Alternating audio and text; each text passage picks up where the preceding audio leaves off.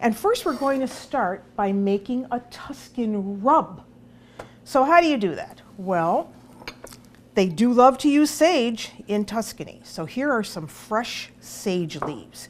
You can't do this with dried herbs. You want to do this with fresh. So we have a cup of sage leaves here. They also love rosemary. So we have a pile of rosemary, fresh rosemary, 2 cups. And then we want some salt right over the top. Now you could do this, excuse me, in a food processor, but you would make this too wet, and we don't want that. And then we need some garlic. Now all we have to do is get our knife into this, and you want to chop this all so that it's very, very fine. So it's going to take you a few minutes to do because, of course, we have a lot of herbs here.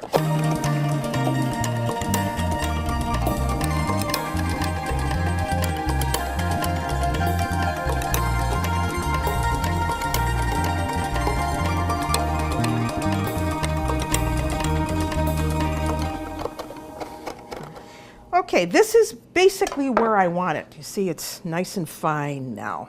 So now what you have to do is dry this. You want to dry it, and what I do is just spread it out on some wax paper. Just spread it all out, and you allow this to dry overnight. So that's easy enough. Now the color does change some, of course, because that's being exposed to the air, but it doesn't change the flavor, which is absolutely fantastic. So we need some lemons. So let's squeeze a couple of lemons. And I'm using about a 4.5 pound chicken. And we want some olive oil. So about 3 tablespoons. I'm just going to eyeball that. Extra virgin olive oil. And I'm going to give this a little grinding of pepper, not salt, because I have salt in the rub. And speaking of the rub, so we want to put about 1/3 of this in this pan. You can take the bird and you can sit it in the marinade like this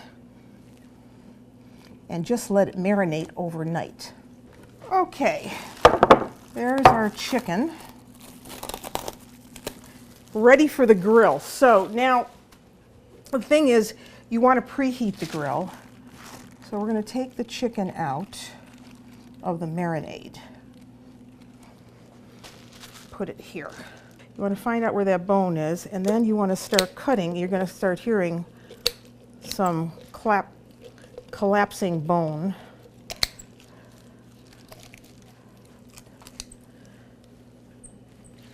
Now, what do you do with this? You save it for soup, so you can put it in the freezer. So now, you turn that, you see how that lies flat, and you can just press on the chicken, and it's really flat. I'm going to put a little bit more rub on it.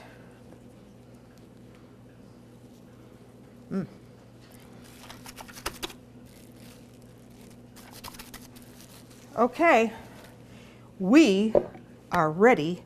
Alla griglia, here we come. How will you know when this chicken is done? When an internal temperature reading reads 165 degrees Fahrenheit. So, and if you have a really hot grill, this is not going to stick. So there it is. We're going to put the lid down.